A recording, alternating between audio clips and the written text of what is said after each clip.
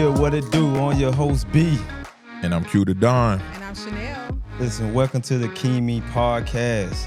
It's good to be back here. How y'all doing right now, man? I'm well. I'm hot. Doing good. You what you say? You doing good? I'm doing good, yes. Q said he's hot. I'm hot, but I'm well. Listen, you don't never. I was just telling somebody, man, boy, if it feel like this, man, I know for a fact I don't want to go to hell. I don't either, but and I know another thing too. I know it wasn't this hot when we were growing up. People keep saying that, but I don't know if you remember B, that. I don't know if you remember that far. Man, ain't no way we was outside in no heat like this. Our body didn't shift, it changed. Yeah, I think we've changed. Not necessarily. It might be a combination of both. It might be some of both. What about global warming? You think global warming got something to do with it too? Yeah, maybe that's what definitely. it is. Global warming. Yeah, I think so. Cause ain't no way that parents was comfortable with sending their kids outside in this type of heat all day. Cause we went outside in the morning time and then come back. I don't know what we were eating during the day, but hey, bologna sandwich, Kool-Aid. Yeah, we was outside all day. I miss me a good old Kool-Aid, some real good grape and strawberry Kool-Aid. No, wasn't. No, it's grape. What grape? Let me see, grape and lemonade. That's what they mix. That grape and lemonade. That sound like a good little mixture. You ain't never had that? Grape and lemonade? I don't remember grape and lemonade. I mean, we did strawberry and lemonade. We mixed Kool-Aid too, but I don't remember grape and lemonade. But grape Kool-Aid I didn't put y'all on the good. side. I put them on the side. Grape Kool-Aid was good though. Grape Kool-Aid was good. What about the Flavor Aid? I can think about that Flavor Aid. No. I'm gonna tell you, hey, Flavor Aid was that struggle Kool-Aid. It's almost like Gatorade and Powerade. Man, that Flavor Aid, like when you got that, you would drink it because it's I'm about to say, don't add like you just said add a little bit more sugar. That's Flavor Aid hit too now. Don't act like that. Now you got to put you actually had to put 3 of those little packets into that Flavor Aid. You couldn't do the 2. Yeah, you had to do 3 packs. Yeah, you couldn't do 2 now. How so in the big you put picture. 3 packs, my mama Flavor Aid in there, you getting your rump cut. Oh well, yeah. Well, but you get like 10 of them for $1. Okay. My mama had 3 kids. I think it was maybe 20 You for know $1. Kool-Aid, like for the package now, like 69 cents. Like we went from when I was little, we could get 4 for $1. I don't know where y'all got it for $1 because I think it was like about 10 for 25 cents at one time. But I'm older than y'all. So. Oh yeah, I was about to say I ain't never seen no prices. Y'all got me thinking where this economy set up, man. I might have to go back and times ain't that hard. tactics from the old people, boy. Because I'm serious. Like buying like juices and drinks and stuff like that. I think we're gonna have to go back to making some Kool-Aid. I'm back. Serious. I still make Kool-Aid. I don't make Kool-Aid. And my go-to is that blueberry and lemonade. That's my go-to. Dang, I'm the one who acting bougie then. Yeah. All my kids bougie. I ain't never left. You got yourself with that one. Ain't got a pack of 12-pack noodles at the house. Okay, what about the bologna sandwich? Yeah. Yes, sir. Yeah. You don't fry bologna? No, You regular. don't even know how. Look at you. No, I know how to fry bologna. regular cold bologna and cheese that hit too. Cold bologna. With some mustard? Yes, There sir. you go. Yes, sir. Yes, sir. So what's the rule? Let's see how bougie you are. What's the rule to frying bologna? Man, And you gotta fry it get to the the edge. Don't tell him. To the edge, get, you know what I'm saying, To crust. get what? Like a little black right there, you know what I'm saying? So Crispy. let me tell you this. Do you take the red rubber band off first or after you cook it? I cook mines with it on. Okay. Hold on, y'all cooking with it on? I ain't never I ain't cook never mines seen with that. it on though. y'all different. Yeah, I ain't never seen that. Yo, hold on, let me tell y'all something about a bologna sandwich. So y'all know I told you I had a snake in the house the other week. So I overdid it on the mothballs. Like I put way Y'all too about to die. Yeah. I put way too many mothballs out. Hey, yo. So I caught myself taking my lunch to work the other day. Oh Lord, I know where this going. And bro, tell me why I bit into the sandwich and it tastes like mothballs, Joe. It tastes like mothballs. Lord. Yeah, bro. I ain't know mothballs was good for snakes. I was just watching something about mothballs and they say that's a myth buster. Like it ain't good for snakes. It might not be, but it made me feel comfortable. But it's good for moth. I guess that way it called mothballs. Moth and ants. Good for rats. Black ants. Man, I'm telling you, she told me Friday, she said, when you get home from work, I want you to go where you remember throwing the mothballs at and pick them up. Man. And they're like going to school and smelling like, well, for my case, going to school smell like kerosene. Ooh, I remember them days. Like, if you stayed at grandma's house. I don't know where we go with this, but it's funny though. Well, if you stayed at grandma, well, that was embarrassing. We had the level of mothball thing nostalgia. too, because whenever my mom would pack our winter clothes up, she would put mothballs in them. So when the season changed, and no more clothes came out. You smell like Smell mothballs for a like little straight up while. And it's mothballs. almost like you Man. can't get rid of that smell low key. Yeah. Like No, until you it just can't. like wear out. Yeah. Yeah, you really can't, man. Wow. Listen, man, y'all got me thinking about the nostalgia of just me growing up, and y'all kind of making me feel the type of way because I'm a little older, and I feel it too. But listen, man, I got something different later on in the show because I want y'all to continue to tap in, man. And if you make it to the end of the show, you know what I'm saying, we got a letter or someone had wrote to Akima podcast on Instagram, and they want us to read it out, and we're gonna get your advice on it, and we're gonna probably post it, but we're gonna get our hosts, some of our veterans, man, some of the people good at stuff like this, man. We're gonna tap in, but before we do all of that, I want to talk about something today. Okay. Oh, he must be on that type of time today. Oh. I'm nervous. You know, I was thinking about this for the past couple of weeks, and I actually wrote it down, man, and I'm gonna read it. What I want to talk about. Really want to talk about burnout. The feeling of just exhaustion. You know what I'm saying? But here's the question though: as believers, especially those serving in ministry, working full time and leading at home, where do you draw the line between God stretching your faith and simply caring too much because people are dependent on you? And the reason why I was thinking about that is, I've been feeling like a level of burnout, just really, with work, with just things at home, and then also having a particular role at church. And you know what I'm saying, it seemed like they've been experiencing burnout, and so and my leaders, they kind of depended on me, you know what I'm saying, to step up. And even when I had a conversation with one of the elders about this, like, I can't really take on too much, and he was like, God really stretching my faith in this season. And sometimes we can, even though that may be true, and I guess a person will have to lean in and hear from God for themselves, you know what I'm saying? But at the same time, it could come off as, kind of motivating the person to kind of push through. And now I can push through, but also the other part is I'm experiencing a level of burnout, and I ain't really getting nothing from the service or anything like that, because when you serving, you can't really, really be all the way engaged in church, receiving the word and everything. So what do y'all have? So my question is, have y'all experienced burnout in this season? And if y'all have, what are some of the things that y'all do if y'all recognize it?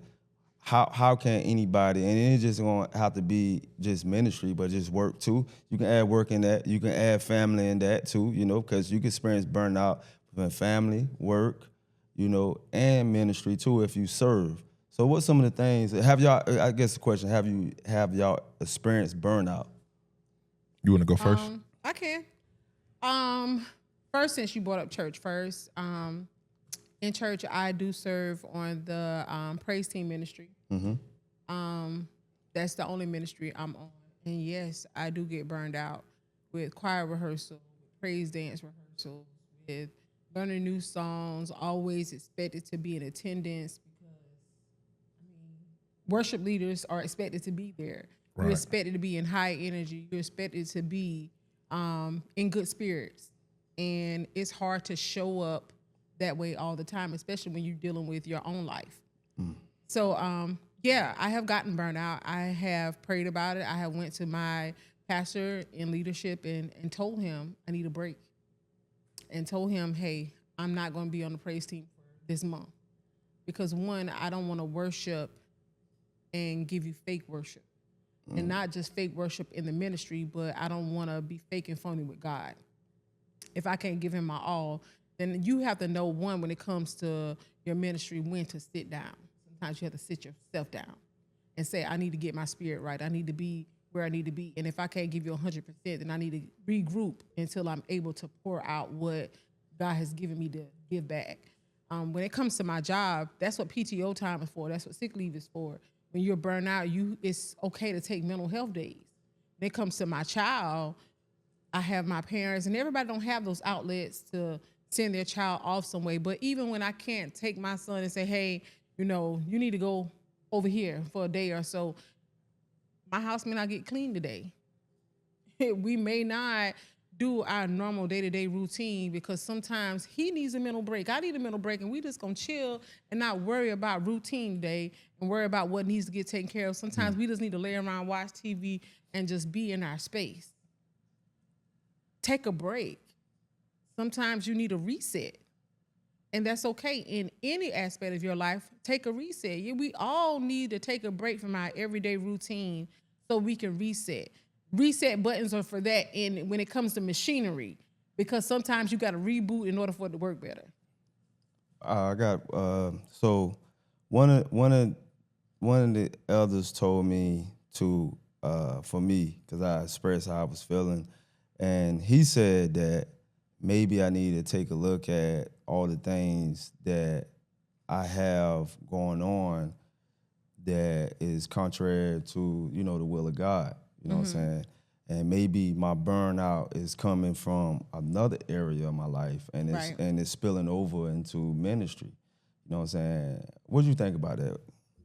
I just had this conversation. Okay. I'm not sure whether it was with you or someone else. A lot of times we attach ourselves to assignments that's not ours. Whenever you get into something, if I try not to be overly spiritual, but if you need to pray about it first and say, God, is this assignment meant for me? Because you're right. Sometimes we have our hands in things that is not meant for us, and you get burnt out because you got your iron in too many fires, and you're trying to do too many things, and the things that you're supposed to be doing, you're overwhelmed because you're doing too much. Now you ain't got time for the things that are meant to be important. Man, Q. Come on, listen. Well, experiencing burnout, I'm currently going through that now.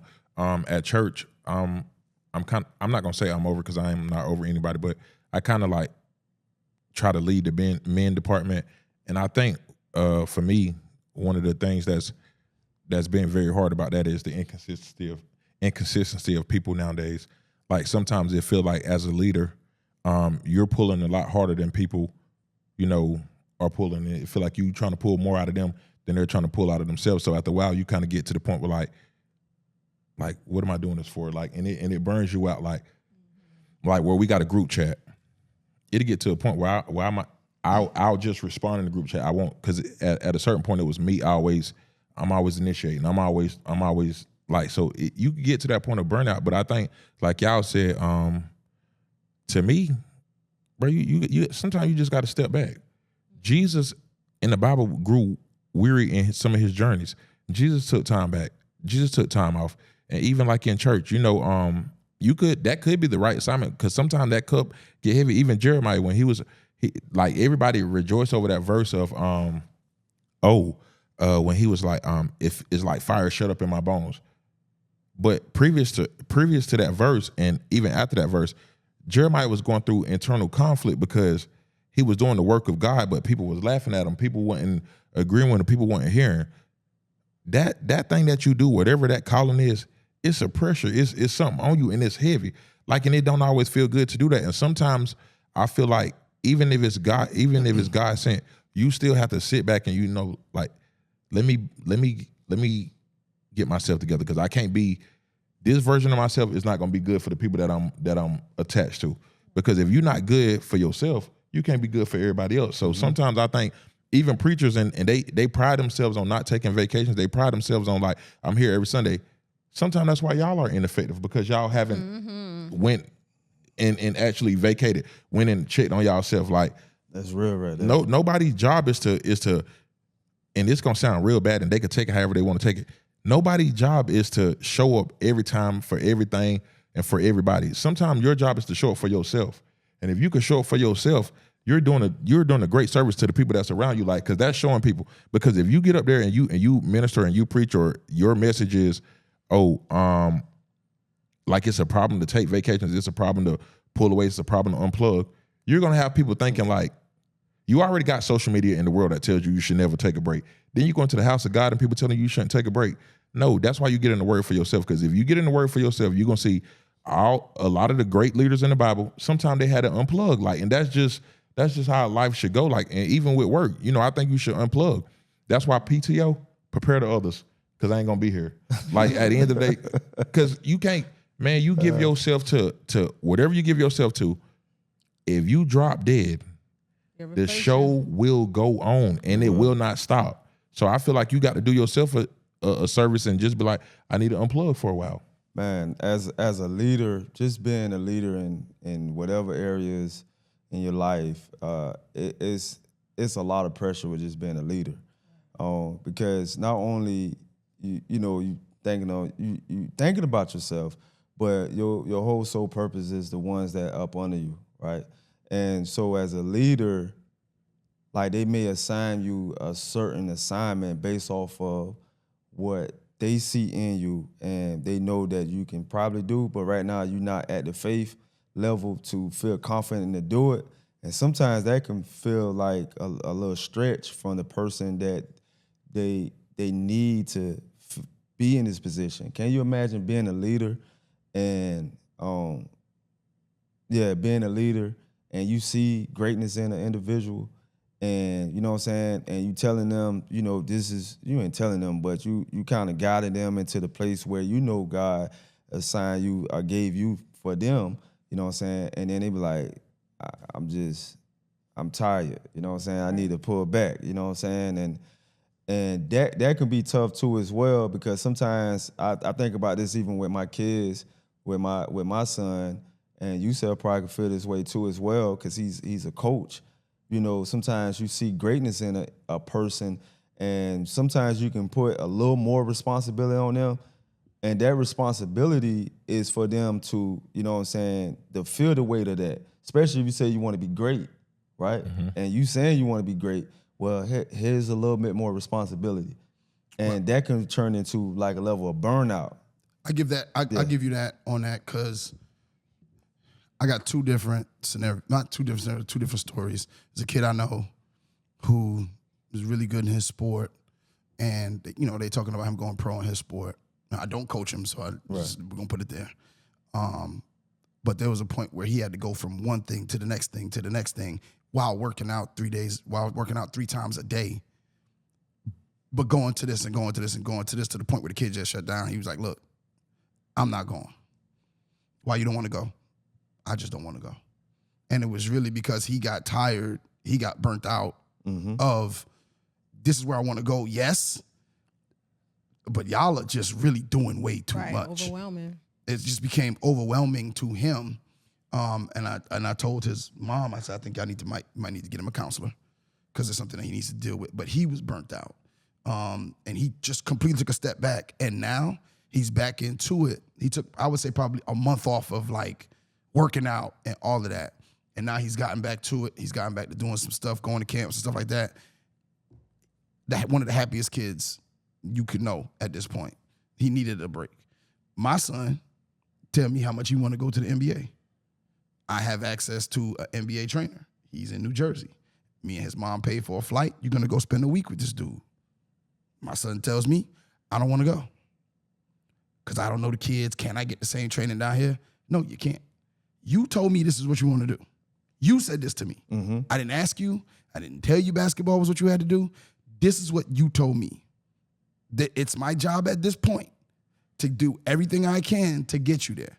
You're getting on that plane. You're going to New Jersey. You're going to stay there for a week. You're going to do those 3-a-day workouts, and then you're going to come back. And then you got some time to rest before you have your surgery. But you're about to do this workout.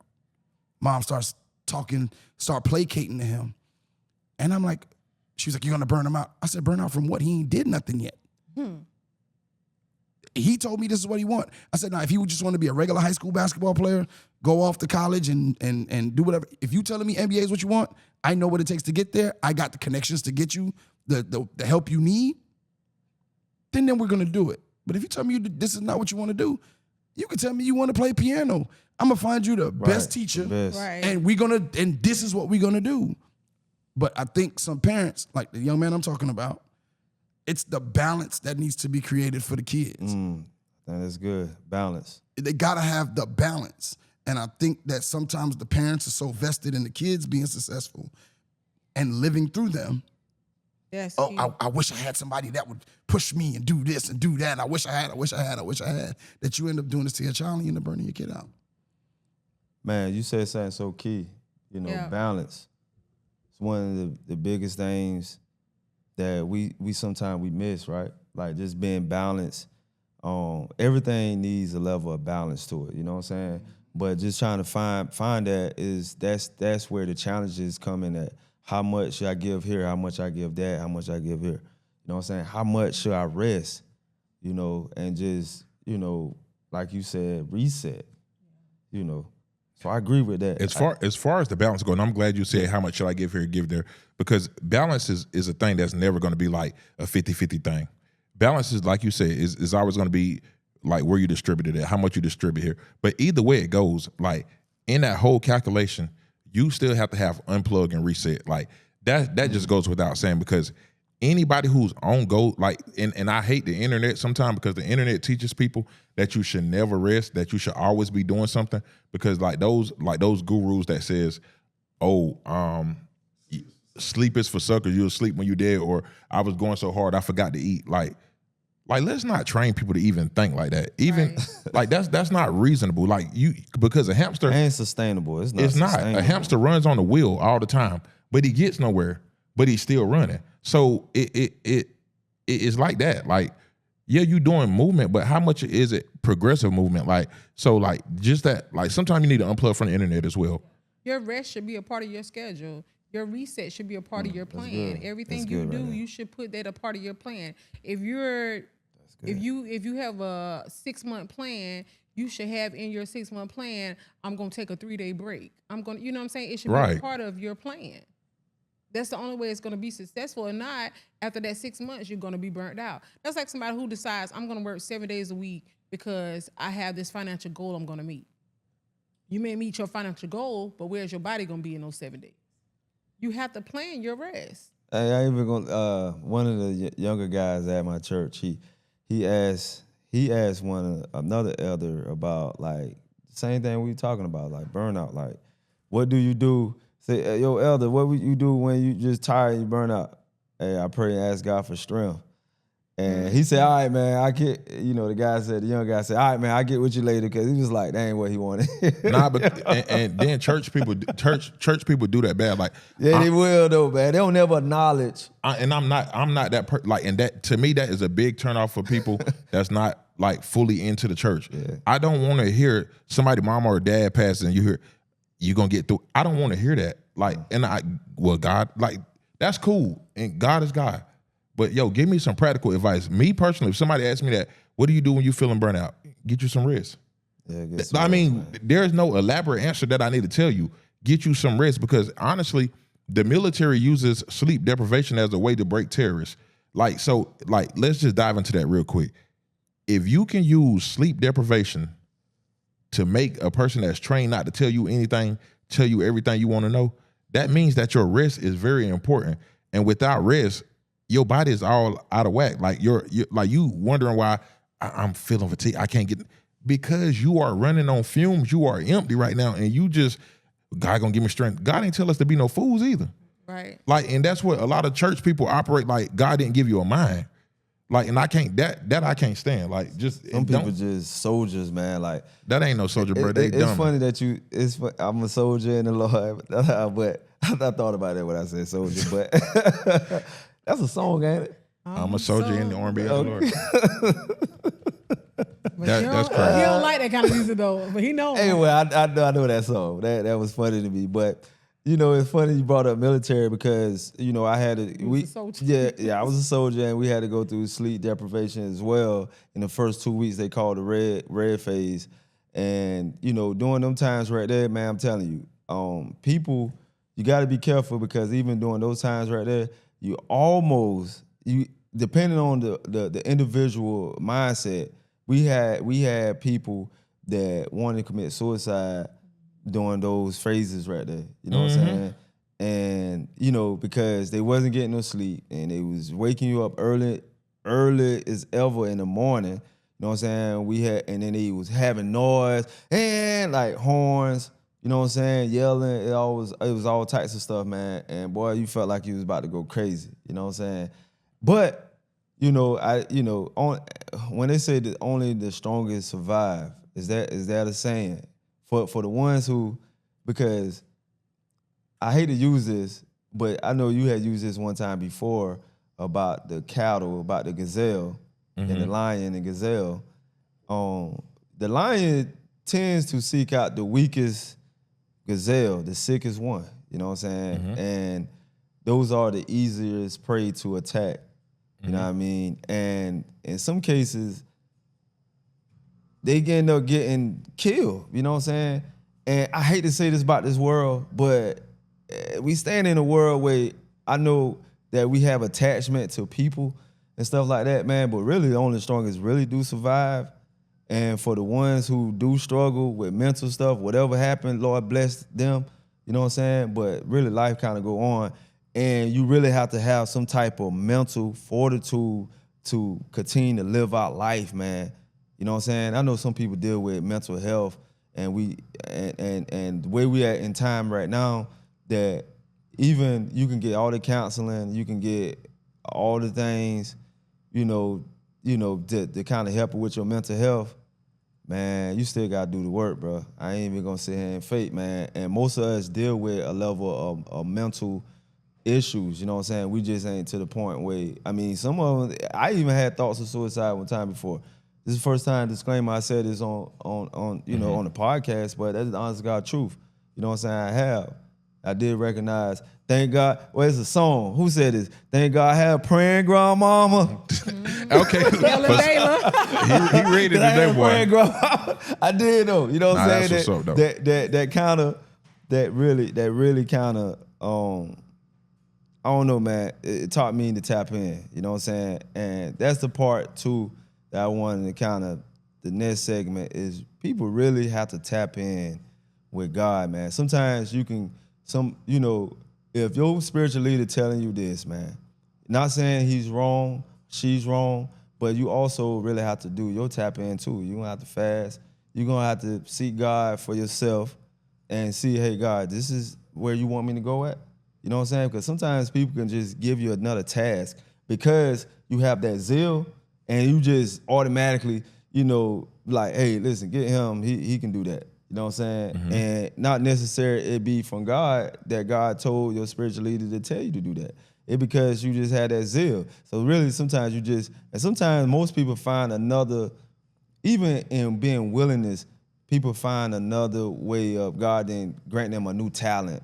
Just by them saying yes, just by saying yes in certain situations, and even though you ain't got nothing to give, but you said yes, and you stretch your faith, and God gave that, you know what I'm saying, and you done it, and now before you know it, man, God didn't grant you another gift that you didn't even know you had, honestly. Right. So I don't know. Sometimes you really do got to tap in with God, man. Okay. With certain things. So about that tapping in, I said a lot. First off, I got to go back to the lion thing.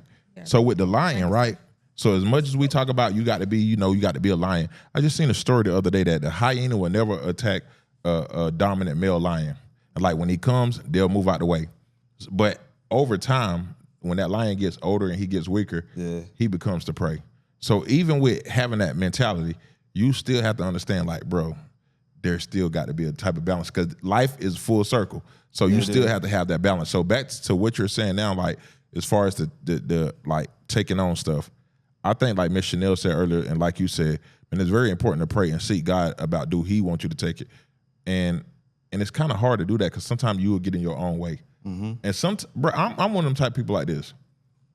Just try it. Just try it. Like you never know. Like I've heard so many stories about, man, I never saw myself being here. I would just listen to one of my coaches. I would just listen to somebody. They told me to try this. Now look, I'm here. So I feel like just try it because sometimes, like you said, it's stuff that other people can see in you that you can't see in yourself. Like, so I don't mind that. Like just trying stuff. And then if you give an honest effort, like if I had kids and my kid was to come home and be like, Dad, I got a C on this right here. If I know that you gave an honest effort and it just didn't work out, I got to respect that. Yeah, I gotta respect that. But at least try. Yeah, at least try. Chanel, you wanna summarize this particular topic, man? Because I think it's good, and I think there's a lot of people who have really, really, really probably experiencing burnout. And so you can summarize this, man.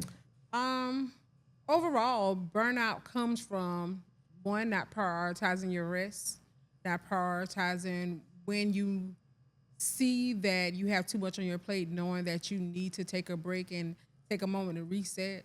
So first and foremost, knowing what's important on your plate, knowing what should come first, and knowing when enough is enough, and knowing to say, hey, this is my breaking point. I need to reset. I need to refocus and reprioritize so I can focus more on what's important. Hey, that's good. Hey, B, let me add this one Okay, part. go ahead. Yo, because I had to work on this. I had to work on this for myself. Bro, like on my days off, I used to always feel like, because of the way I was raised, like even on Saturdays, bro, we getting up early, we doing boom, boom, boom. But I used to always feel like even on the day off, you got to be doing something. I thought it was so unproductive, thought it was so like, for lack of a better word, bummish to like really lay down and not do nothing in the day. Right. Like, and so now I'm still learning how to rest. Like that is something that I'm still working on, because we're not ever taught to just rest. Like I ain't saying be lazy or just wall around all day, but it's okay some days if you be like, yo, I'm not doing no yard That might be the work. mindset of a lot of people as to why they get burned out is because they think that I'm laying around too much, or I got to be doing something. I feel like I'm not being productive enough because I've laid down for too long. But just because you're laying down don't mean you actually resting. Your mind needs to have a break. Your mind needs to rest in order for your body to follow. And that's the reason why a lot of people actually don't actually take a break, because they feel like I'm not doing a service to myself because I'm sitting here for too long. But you're not. You deserve that break. Yeah, you deserve it. Brandon, you deserve a break. Sometimes you In really order got for to you tell to be yourself successful, that. you got to take a break. You got to look at it a bit, Brandon. You deserve a break. And if you don't even want to call it a break, call it a reset. Take a reset moment. I ain't even gonna lie. I She literally have preaching to today, tell boy. myself. Yeah, she is. Hey, listen, we're going. If y'all made it this far, thank you for making this far. Now we getting ready to read a Kimi podcast. I don't even know what to call it right now, but you know, somebody has submitted this, and I said I'm gonna read it, and let me know. Kimi advisory Yeah, moment. I like that. Kimi advisory. And we might change it though. So it was submitted by somebody. I can't say the name. It's still holding on. Still holding on. That's what it is. So Is male or female? I believe it's a female. It's a female. I've been with my boyfriend for almost 8 years. We built a life together. We traveled together. We spent holidays with both families, and everyone assumes we already married. We talk about marriage several times. Every time I bring it up, he tells me he's not against it. He says he wants to be financially stable first, buy a house, and make sure he can provide the way he believes a husband should. The problem is every year there's a new reason to wait. I love him, and outside of marriage, he's a great man. He's faithful. He treat me well, and we're best friends. But lately, I'm starting to wonder if I'm waiting on his timing or avoiding the truth. We already been living together for years. We share bills, responsibilities, and basically do everything a married couple does except have the commitment. Recently, I found out he bought an engagement ring 3 years ago. He admitted he got scared because he wasn't sure if marriage would change our relationship. Now I'm 35, I want children someday, and I don't know how much longer I should wait. I don't want to pressure him into proposing because I don't want to shut up rain. But I also don't want to wake up 10 years from now still hearing I'm just not ready. My question is, at what point does patience become self-betrayal? Should I continue trusting the process, or is it time to walk away from someone I genuinely love?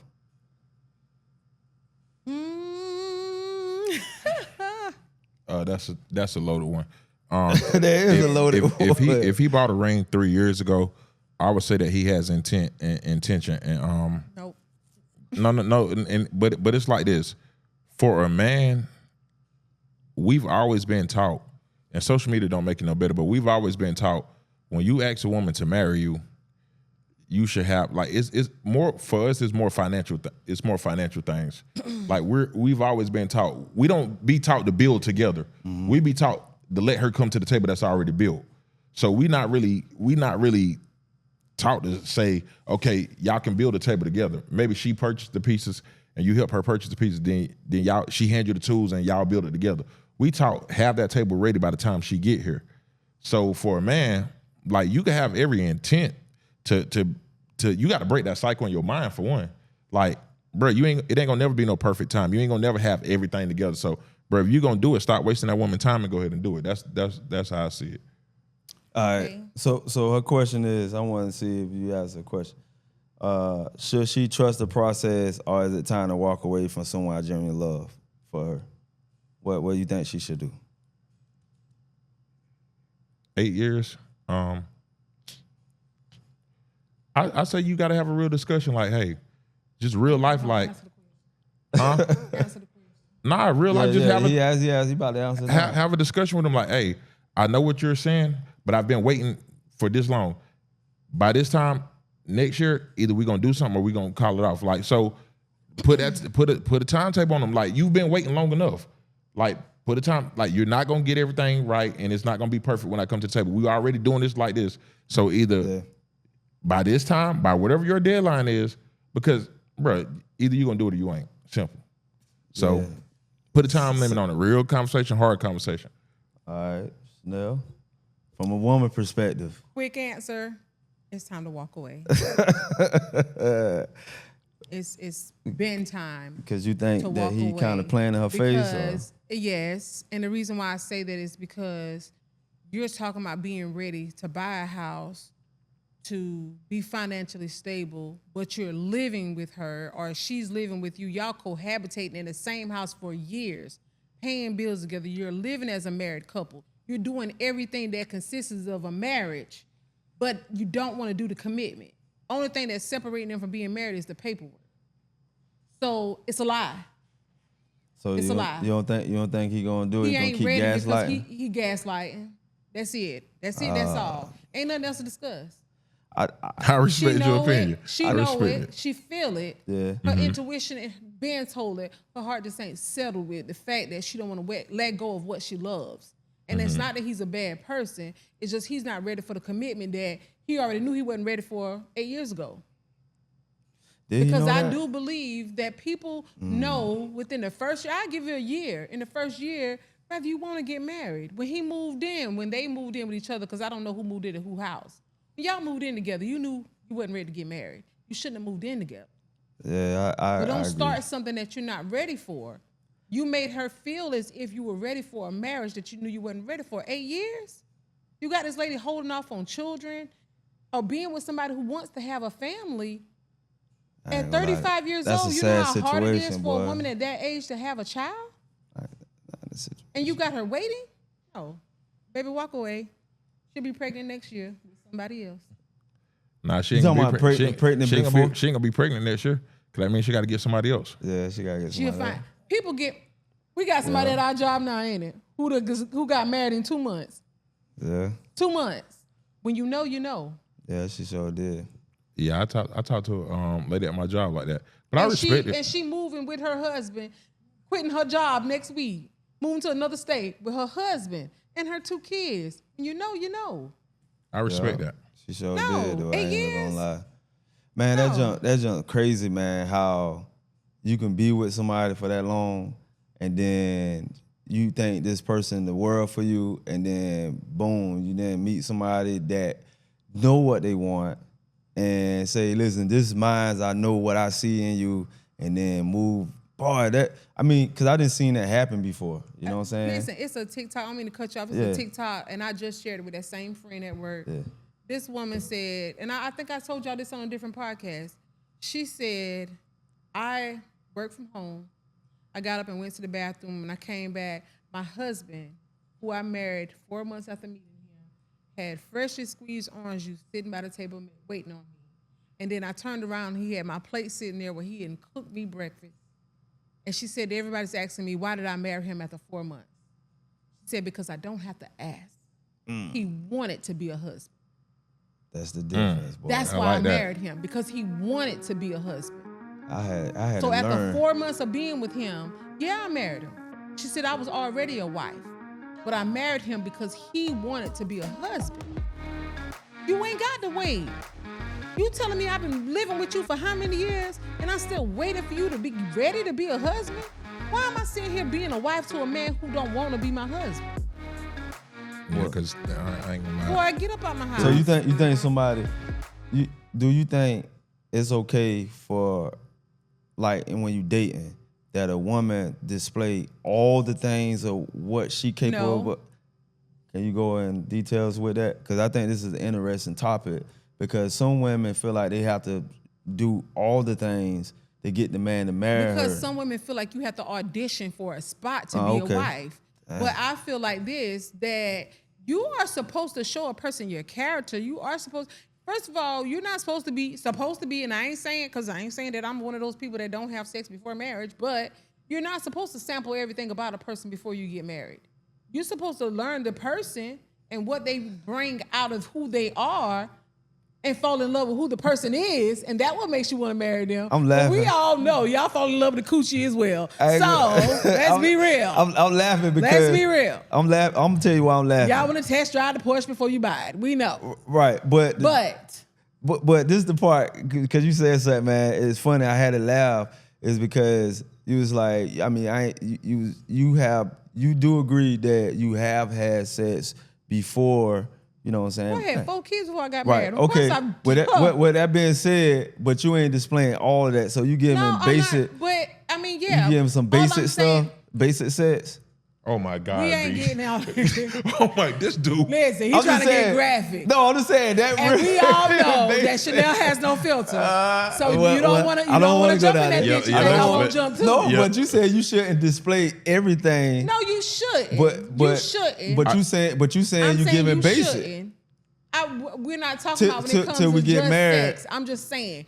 I'm not telling you what you do. I'm just saying that you shouldn't show everything. You saying because basically- nobody should get the same I'm privileges just as your joking with it, man. husband. I'm playing with it. I know you playing, but like I said, You're right. I'm you digress. go in the trenches and I'll drag you to hell. I We know digress. I will. I digress. You better, because we know I go low. Because this is a rated R, not rated R. Listen, What is it? It gonna Is be it rated. PG? We It's know PG. it may be Yeah, PG-13, PG-13. but I promise you, it's gonna need some parent advisory when I get. To So basically, what you saying is, All I'm saying is this, and we're gonna get serious for a minute. No, right. you should not, male or female, husband to wife, boyfriend to girlfriend. You should not be displaying everything to a girlfriend, a potential that your wife or your husband should receive. I don't agree with that. I'm not saying that I did it perfect, but I'm saying it shouldn't be. There should be levels to it. But we all know the world we live in, everybody wants to know what I'm gonna get before I get it. You know what I'm saying? But that's just what it is. But if you're living with a person and you're doing everything that consists of a marriage, why not go ahead and get married? Why do you want to play house and not build it? You know, I ain't even gonna lie. I ain't gave my take yet, but truthfully though, you know, thank you for again from just expressing, you know, how you feel and being vulnerable, just to even send that in. But the part I want to say is, you know, I know although you send the question over, you already know the answer to it, and you already know what you got to do. You know what I'm saying? At the end of the day, you got to choose you. You know what I mean? And I know it's tough because you then got attached and you have a desire to be with this person. But truthfully, he good on his side because you're doing everything as a wife anyway. You know what I'm saying? Right. Why should he? You know what I mean? To be honest, you know, and until you choose you, and sometimes we can lower our standards sometimes to get along, and you don't have to do that. You know what I'm saying? There's always somebody on the other side of things. But I will say this: you never know, by making the decision that you already know that you got to make, that may make him see what he's missing and what it is. But again, Make them step up. but again, do you want that? Because at the end of the day, you express that you don't want to shut up ring. You know what I'm saying? You know, let me go get the ring and propose and do all the things just to shut them out. And so truthfully, in this situation, you're gonna have to go ahead and move on. And I know it's gonna be tough, but I think it's the only way. I respect y'all opinions on that. I want to add one other thing. I don't necessarily call it a shut up ring because sometimes, and I'm not bashing. I mean, that's what she said. She didn't want to shut her ring. Yeah, but I'm just giving my take on what she said. I feel like in some situations, and not to bash men, sometimes y'all don't move until you feel like you're losing something. As long as you feel like you got it, then y'all good. But I feel like maybe possibility, I don't know this man, the reason why he isn't marrying her is because it hasn't been an ultimatum. It hasn't been presented to him in a way of, I got to. And it's been made comfortable for him to be in the position he's in. And I don't know how she's presented to him or whatever, but when you've been made comfortable to be just the way you are, why change? And right, that's what, to me, that's like, to agree with your point. That's why I said what I said about the hard conversation. I feel like it's not, like you said, it's not a shut up ring, but I do feel like, and because the way you described the man, I'm not saying he's perfect. He was good to right, him. I'm not saying he's perfect. Yeah. You saying a lot of good things about the man, but y'all, sometimes in life you have to have hard conversations. Yeah. And this may be one of those times where you just have to really be like, hey, this is what I want out of my life. If you can't provide it, then this is where the road may diverge, and we have to go our separate ways. And it's a decision to be made. Yeah. Right. I wouldn't say, just, oh, he ain't gonna do it. And like she said, it's not saying it's a shut up ring. Sometimes with guys, like she said, either you're gonna do this or it's gonna be gone, because we will lay in the bed as long as it's comfortable. Yeah, we ain't gonna worry about fixing the bed and that. As long as that bed is comfortable, we gonna lay there. So sometimes you got to have them hard conversations. Like, I'm not gonna be somebody's girlfriend for 20, 25 years. So that's how I see it. Like, we can't tell you what to do, but I would just say, look at it from that perspective. I think she already know what she gotta do. When you ask that question, like, for me, when you ask a question like that, like, sometimes you already know what it is. You just need somebody to validate what your decision is. And those one of the things that I feel like you already know. You didn't already express all the options.